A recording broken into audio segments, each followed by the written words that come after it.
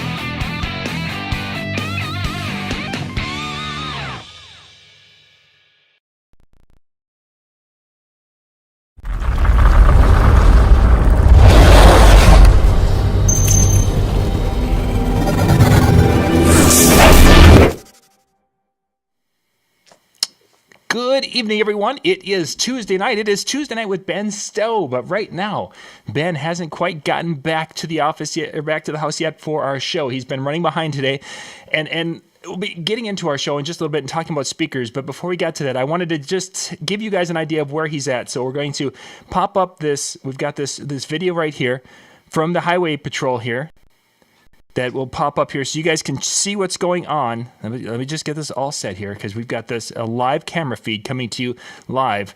It is from the Bemidji Highway Patrol right there. There's Ben Stowe coming down the freeway. Yes, he's headed home. He's wanting to get back on time for our show. You can see there he's just going down the road. Notice he signals when he's going down the road here as he's he's pulling over. I bet he's got a text message he's got to send right now. So he pulled over and he stopped right now. And you notice he has a police escort. That's how important Ben Stowe is to our show. So we're going to let our police friends handle that, and hopefully Ben Stowe will be able to come in just a second with our show for tonight. Now I can't get that. This is interesting. This female driver has done a couple of fake outs to the police officer when she approached the interchange at the 55 freeway. It looked like she was front.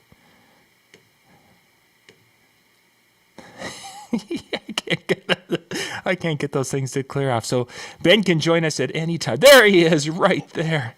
Best intro ever, John. I couldn't see the video, but I was just wondering, was it a white Bronco or no? It was like it was your Kia, I believe it was. Yes, that's it. You know what? I did have a Kia in Texas. That was my rental car was a Kia when I was in Texas. So tonight, gang, we're going to be hitting a topic which we've already talked about this on a few occasions, but tonight I wanted to just dig into this idea of the speaker blowing up speakers. This fall, I've been seeing a rash of DJs basically, saying, oh, I blew this up, and the frustrating part is they keep pointing back to the speakers as if it's the speaker's fault. And Ben, from our talks and such, yes, it can be occasionally speaker, manufacturer issues. There's can be electronic components bad, but 9 times out of 10, I don't think it's the speaker's fault. I would say 99 out of 100. Well, probably more accurately, 97 times out of 100. It's not the speaker's fault, because that's kind of what the failure rate really is about 2 or 3%. Wow. So, it's like this. Since we opened with a car chase, which, and of course, I'm sitting here the whole time, but it was still good to. Anyway. If you take your car and you drive it into a light pole, that's not a warranty issue. That's an insurance issue, and we want to kind of correlate the same thing to a loudspeaker. If you blow up the loudspeaker, probably was not due to poor design on the loudspeaker. Now, that's not to say that loudspeakers are perfect or that there aren't some that are manufactured more poorly, but there's a difference there. That was due to abuse, and people don't like to hear that. Believe me, it's a very unpopular thing.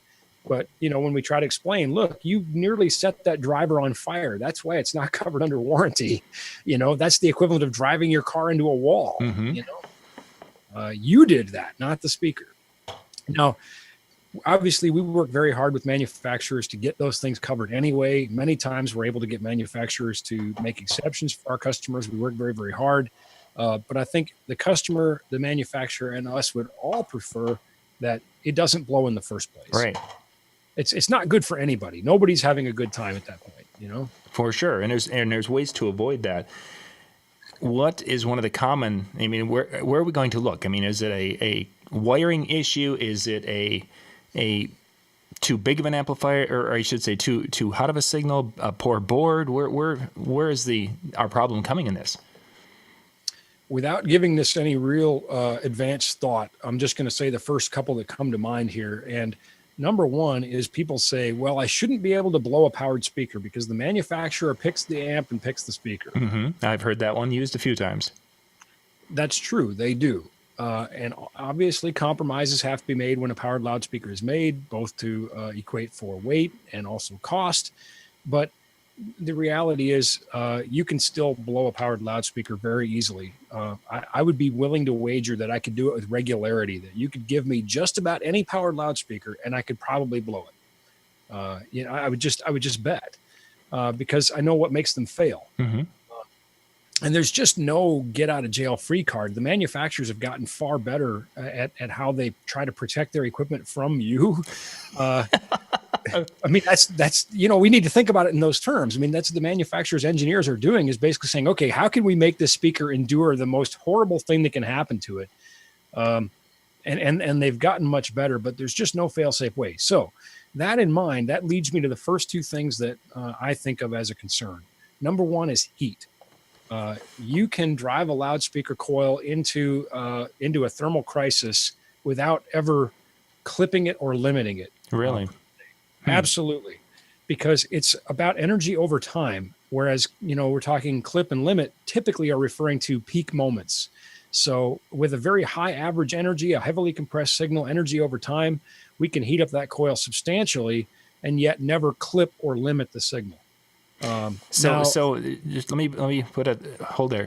So yeah, manufacturers have multiple lines. Generally, they have a lower price line, a mid line, and a high line. Let's just say that they had three.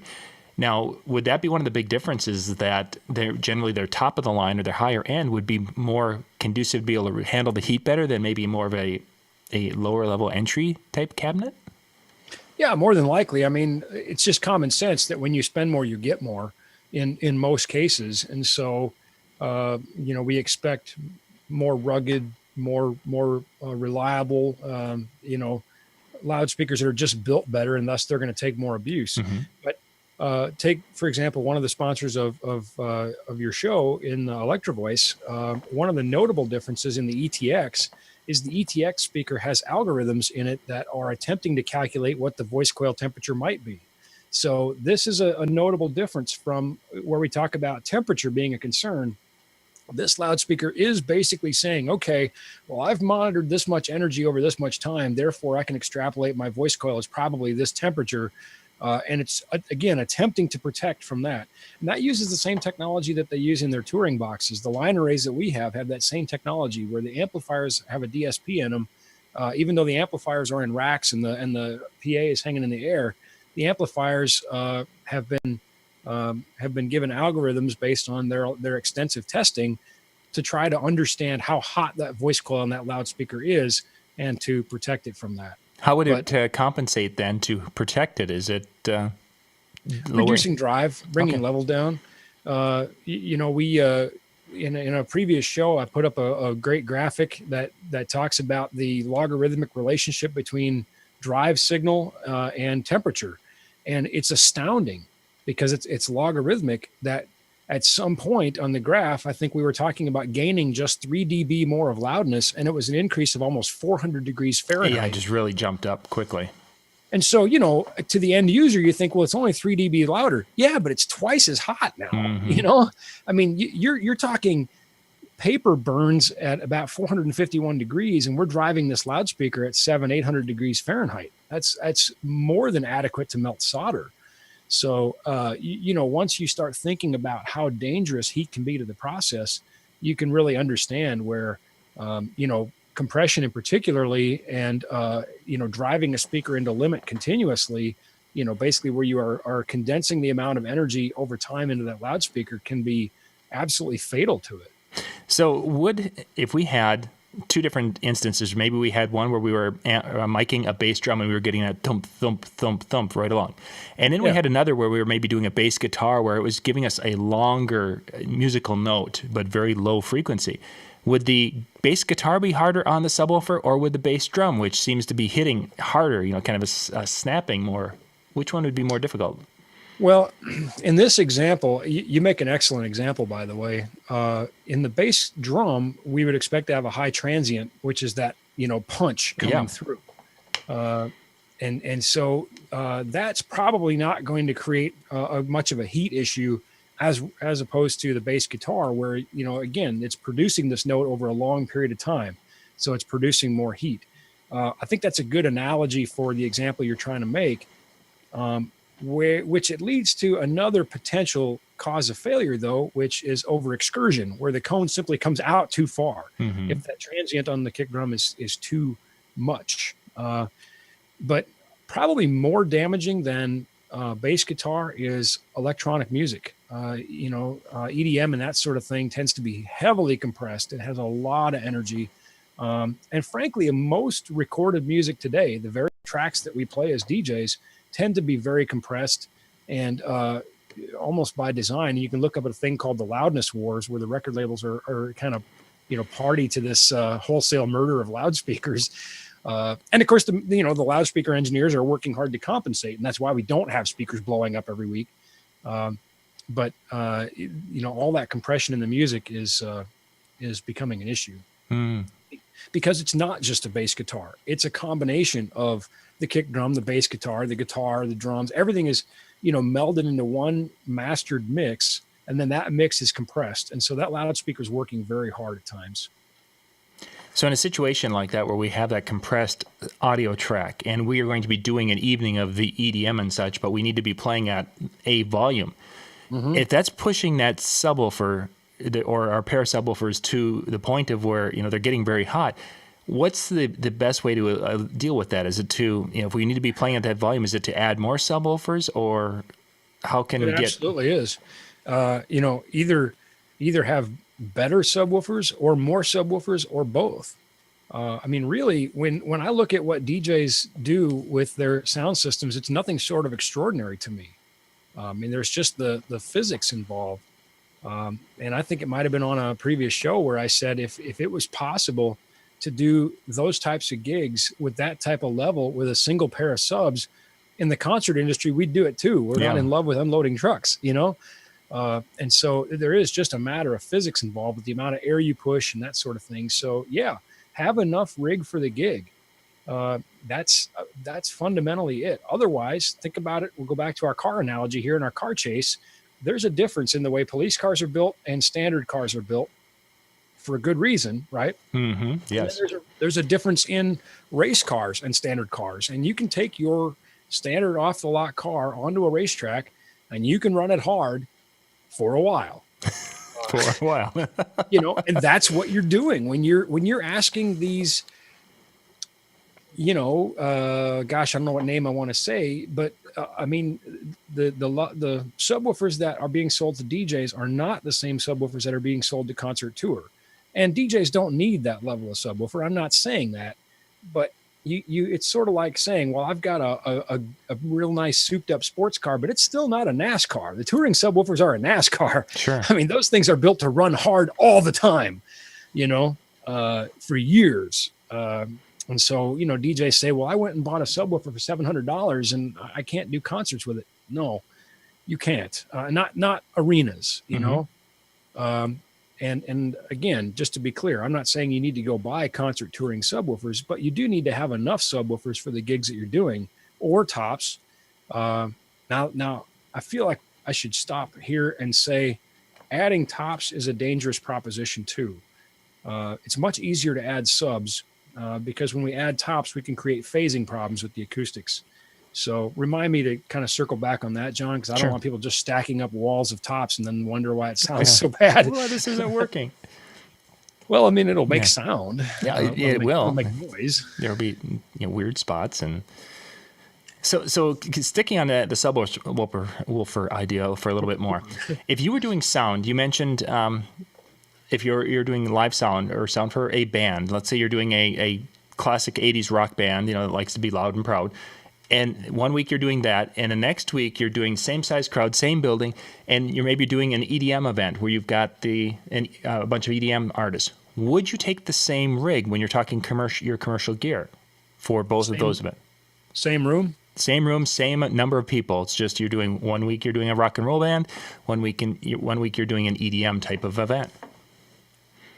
Yeah, probably. There's probably not a substantial difference needed between those rigs. Rock bands can be particularly challenging, though, because you have amps and acoustic drums and things on stage, and you need to compensate for that stage noise. So it is a bit more demanding out of a rig.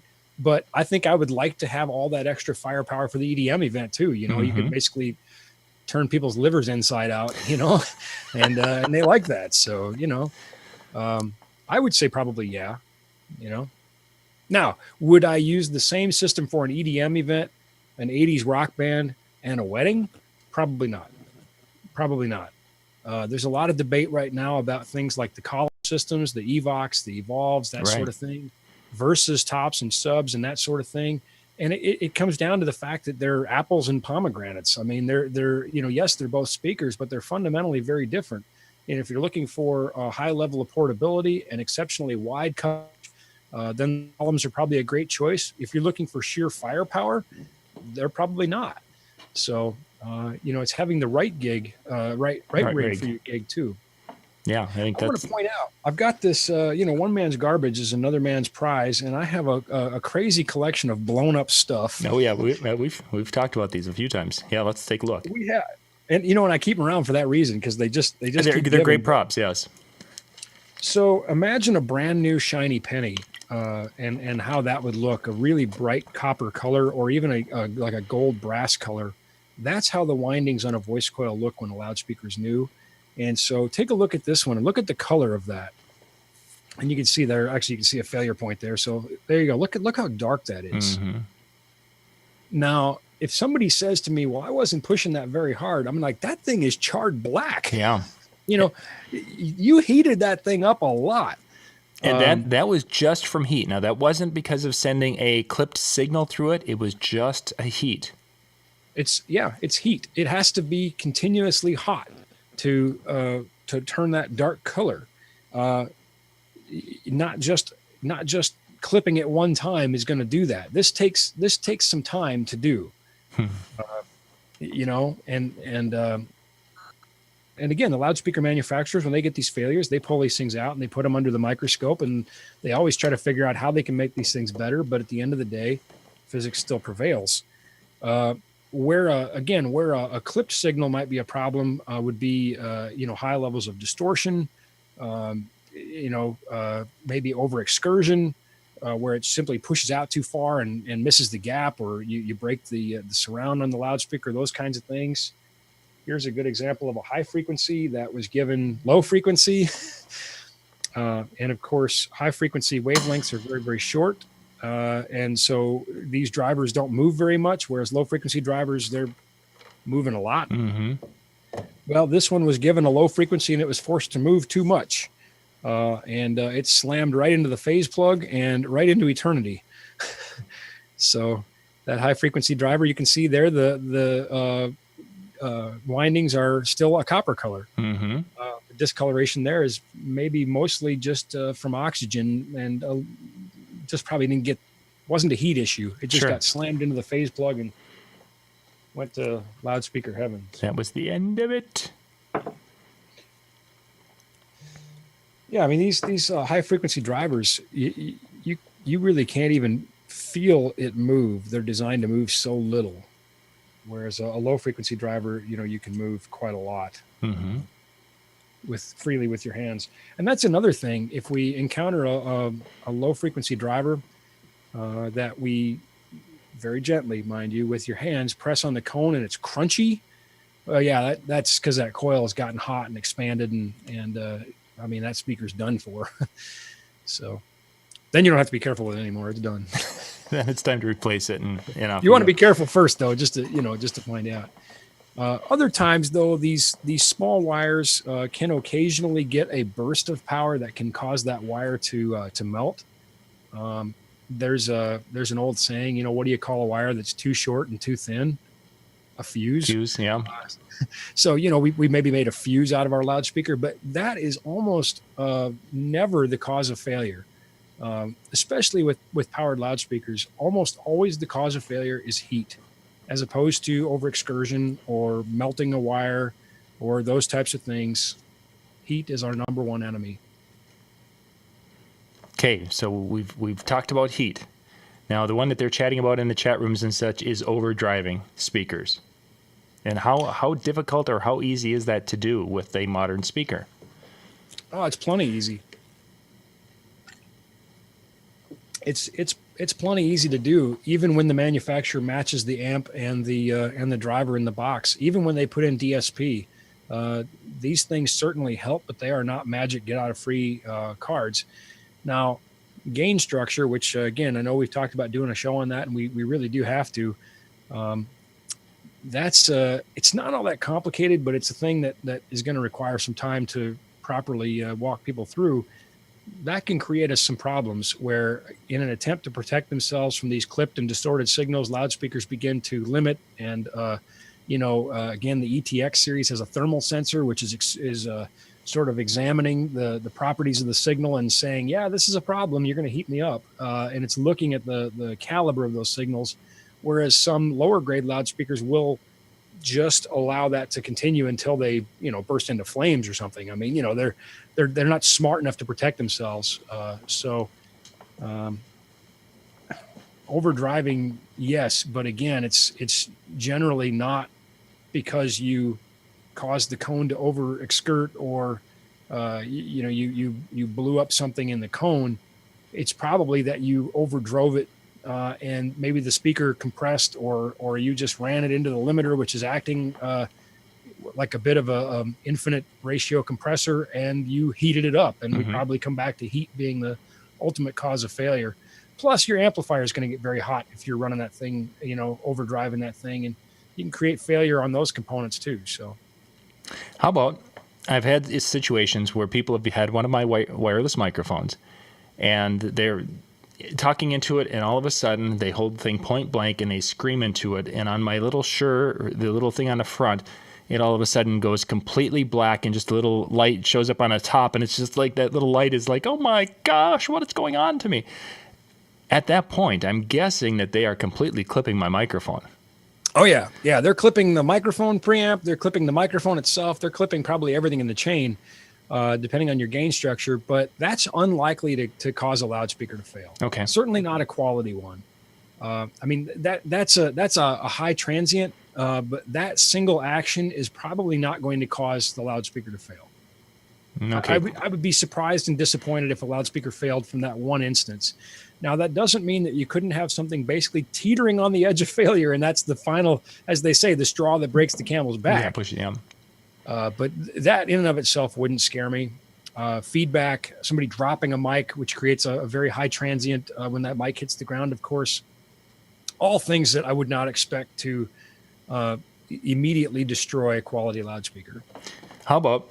Not good for it. Precisely, yeah. And it's not good for the microphone either. I've replaced elements, unfortunately. No, it's not good for any of that stuff. Although there are the major manufacturers, they do take care of you when you buy quality mics. So we have our board. And if I'm running in and I have one of my channels, and basically that channel is into the red, but yet the master going out isn't into the red, could it be that I could be kind of clipping a channel, and would that do it? Or does it have to be that it's a combination of the channel and the master that's basically way into that red, beyond the healthy point of the red spectrum, we'll call it?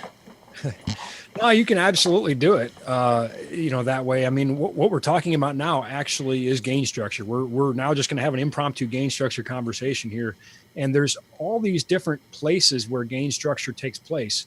On a wireless mic, maybe it's, and we've talked about this in a previous show, the gain on the microphone transmitter itself, adjusting that gain, and then adjusting the gain on the receiver, and then adjusting the gain on the microphone preamp on your mixer, and then adjusting the gain on the channel, to have, maybe it's at Unity or whatever, and then your master, and then the amplifier. But it's every step is crucial, and they have to be done in the right order.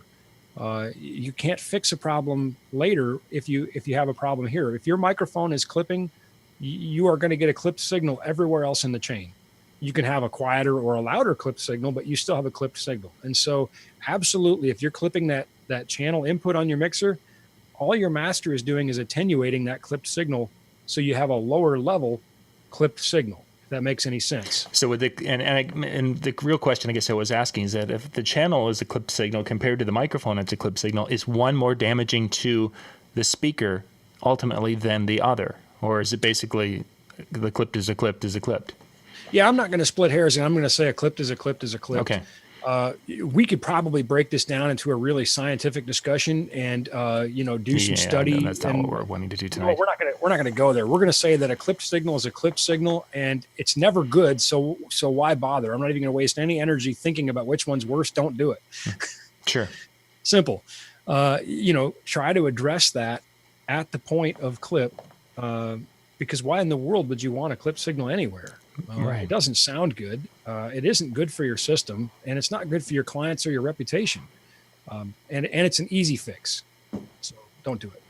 And again, the actual proper way to be setting up the gain structure and such is something we want to demonstrate in that future show. And I'm hoping that with the between now and NAMM, with kind of the holidays, and there's this little time where there's no conventions going on, that we can make this work. Good to have you up here. I've still got I've got Ohio, Chicago, Tampa, Atlanta, Denver.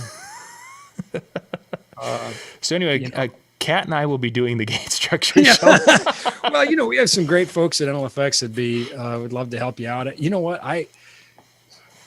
I'm really struggling right now because I've been asked to mix sound for. I don't even normally say this. I shouldn't, but I've been asked to mix sound for Lee Greenwood, which I think would be a great opportunity. And I'm struggling with schedule conflicts right now, and I'm probably going to have to pass on that. No. And it's he's performing with Crystal Gale, and so I think it'll be a great night. But anyway, we have to prioritize. Busy schedule. Yeah. Busy schedule.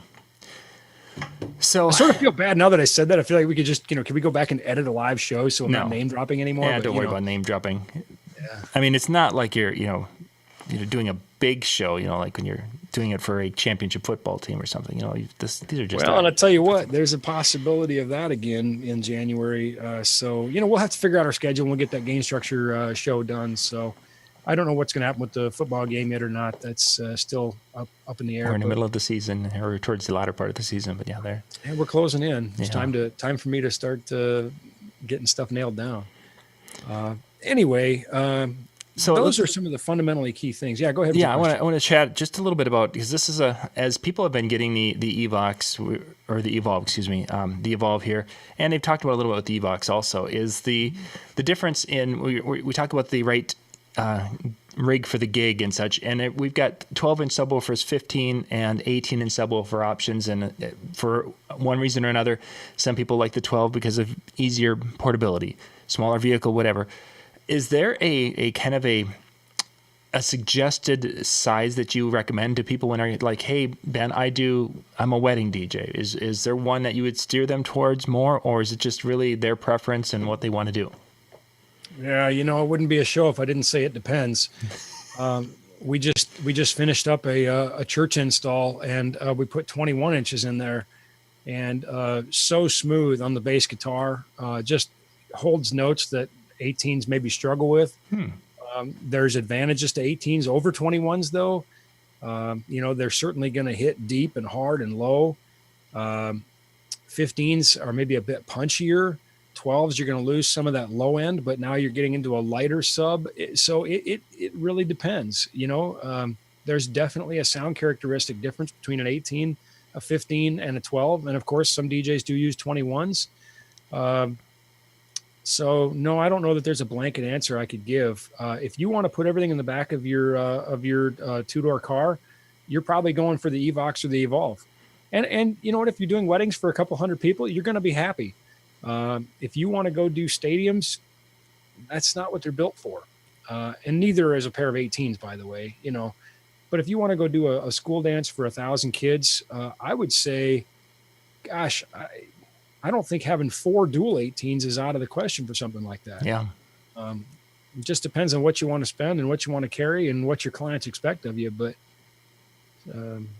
I'd probably roll with something like that or more. So now you mentioned the 21-inch sub, and a question that came to mind is, as I'm looking at my subwoofers and crossover points. Granted, each manufacturer's sub is going to have a different sweet spot for the crossover point, but would you use a different crossover point to go from a 21 to an 18 to a...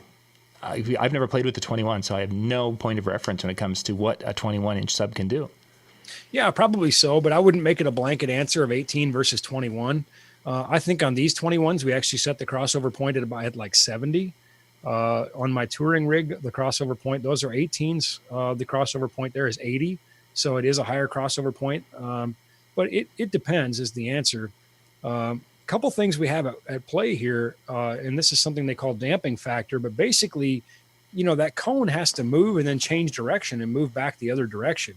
And so the accuracy with which it does is important. And obviously it's got to move a long ways to make those long wavelengths, and it has to move a certain number of times per second to generate that frequency. So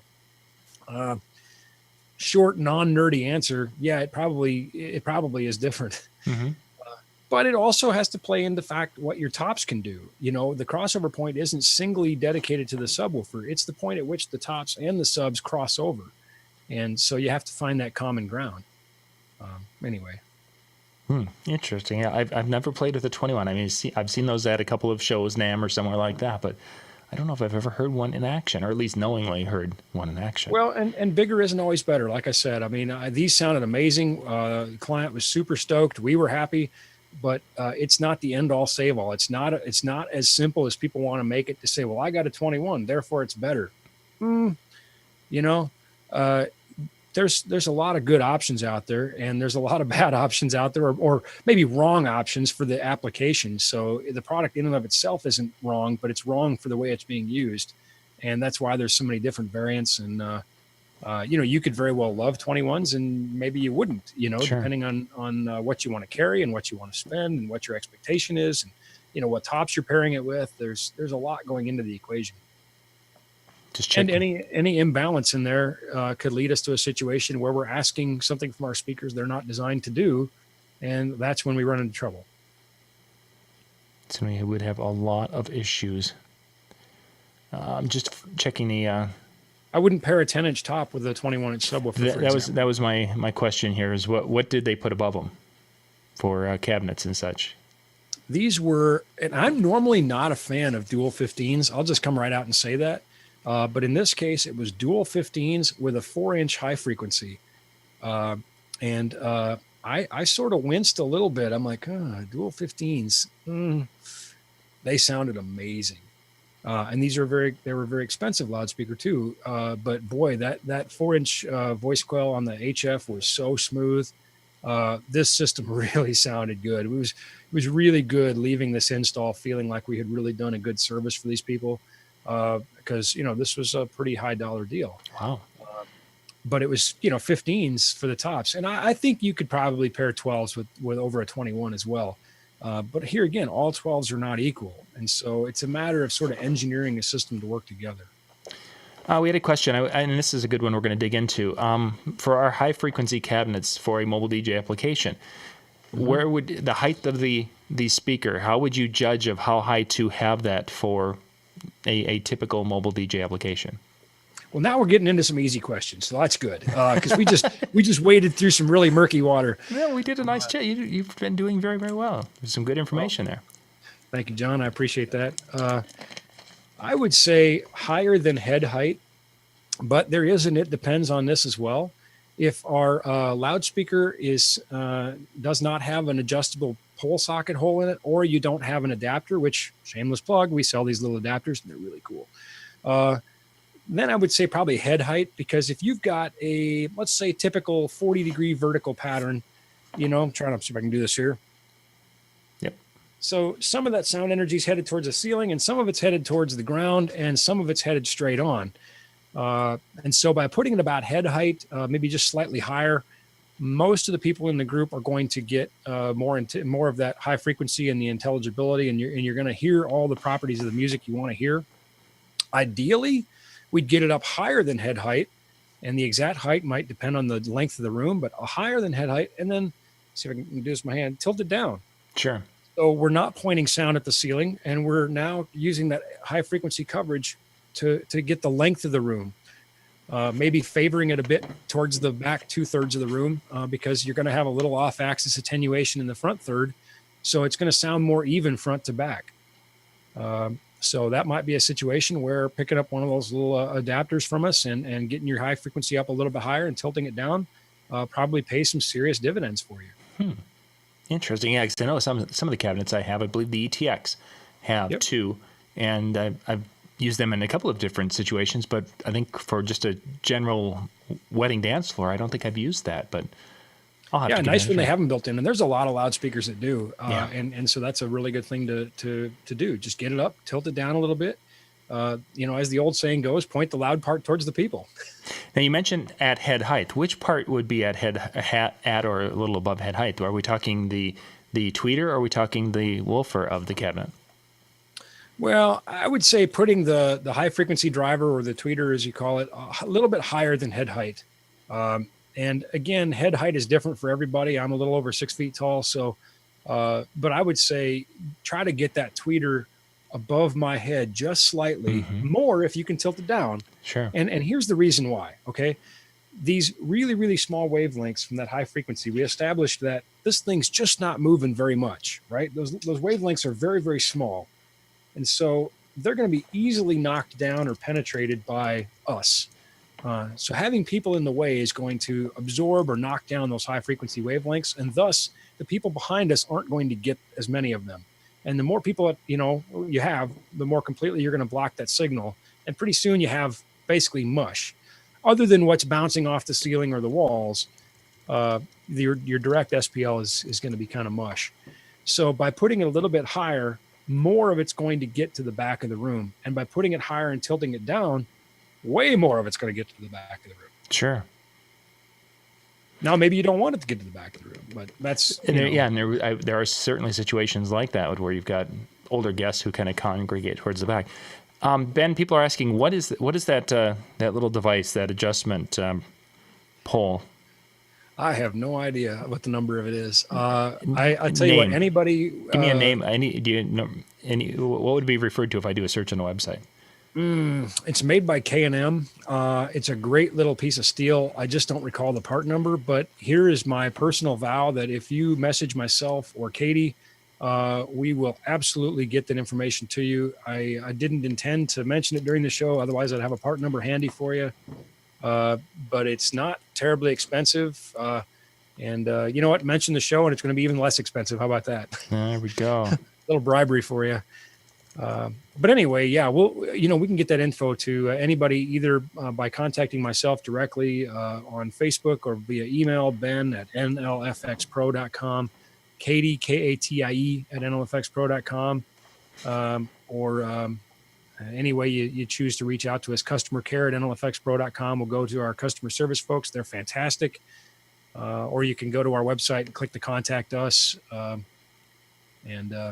But again, you can certainly message me personally, and I'll make sure that you get taken care of on that. Yeah, there's so many K&M products on your website. There's no way to find it quickly. I told somebody one time that we carry over 100,000 products, and they said there's no way that's possible. But then, as we learned last week, Roscoe alone has 118,000 products. Yeah.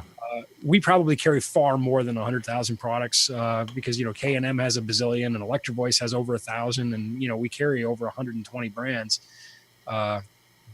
So you know what? Here's the deal. Don't worry about it. Just message. We'll find you the part number. We'll get you a great price. Certainly didn't mean to spend this much time trying to sell you something, but it's a great little solution for that. And like in my case with my EKX, So I've got my ETX, which have that capability. My EKX don't, so this would be a great little addition to my stand that would allow me to tip those up or tip those down just a little bit, and a tilt connector of some sort, yeah.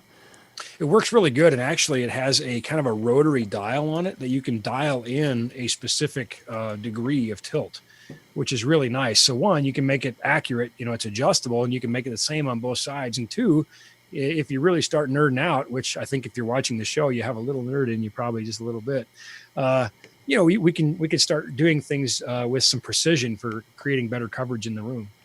It's a cool device. True North found it. Okay, all right. Yep, it is the Can-Am speaker tilt connector. All right. On our website, I hope? Yeah, of course. Of course. That's good. Well, like I said, you mention the show and we'll give you even a little better deal. So I feel bad making you do the legwork and looking for it. So they're a very resourceful crew. Thank you very much, True North. So yeah, they definitely had the name of it. So cool. Well, neat. He'll be happy to know that that's a campaign they're doing around town here now. And of course, we are very much the True North. It was 15 degrees today. That was a shock coming back from 83 in Texas, but there's sort of a local campaign called True North up here. So Ian mentioned something about let me get the exact wording for it. A ring lock version. Mm-hmm. What does that mean? What does he mean by that? Okay, so you got a speaker pole, right? And you put your speaker on it and it rattles around in there a little bit. The ring lock, when you turn it, expands pads inside the adapter and it grips the speaker. So yes, thank you, Ian. Good mention there, my friend. That's right on the money. Ah, sure. That's this one. I really wish I could see the chat room. I know the show would go completely off the rails. I was going to say I'd have to carry the show for once, and that would not be good because we'd be just talking about a car chase. And now it looks like Ben got out of the car and he's fishing. But wait, here comes the taser. I really did enjoy your car chase narrative. It's like, okay, what are we going to do? He could be a couple of minutes late. Oh, we're going to have some fun with this. Yeah, I was over at a friend's studio. He's a very competent recording engineer, and we were talking some shop and some nerdy, and he had me listening to something just to kind of see what what maybe was missing, and he doesn't leave a lot of room for suggestions. I mean, his heart does, but his work doesn't. He's very good. So, but we talked about it a little bit, and then I skedaddled over here as quick as I could. Yeah, so. And that he was. He's like, with the Bemidji State Troopers behind me, as you say. Good stuff. So, well, gang, we're going to wrap things up for our show for tonight. Thank you for being with us, and we'll be back. Let's see. Brian Red will be coming in about 15 minutes, give or take, and we'll be back with our second show. And then, Ben, I think we have one more show, and then we get into Christmas time. So next week I'm in Ohio. Okay. We'll have to figure out what we're going to do Tuesday night there. So. Okay. Well, we'll talk about that and figure out exactly what will work out for us, and then we have to do something special for Christmas. Maybe we should make cookies. I could bring my elf back. She's still excited about the last Christmas show we did. We could bake cookies. Yeah, we'll have to do something. You want to see me bake cookies? That'll be a train wreck. You want to see a complete disaster? Cookies will look like this. And then we'll have your son come down. We'll get his giving us his review of your cookies as he's eating them. You know, if he doesn't want coal in his stocking, it'll be a good review. Yeah, Dad. He made dinner tonight. You know, it's kind of nice having a middle school aged son. You know, he's kind of handy. He made dinner and very nice. Yeah. Very nice, yeah. Not so much around our house because they're all in plays or they're doing this and that and the other thing. So it's like sandwiches again. Well, you know, we didn't. I mean, it wasn't an elaborate dinner, but it was certainly good. He did a good job. So. Yeah, it works. It does. We're trying to give him some of those life skills, you know. Yeah, teach him early. Thank you guys for being with us. We'll be back in about 15 minutes, and we'll be back then tomorrow night. If you don't get a chance to catch Brian and I, tomorrow night we've got a couple more shows, and then it's Thanksgiving time. So if we don't see you, have a great Thanksgiving. Ben, thanks for being on tonight. You bet. And we're still on. Go off. And we're still on. We're still on. Well, you know, then I can mention my eating.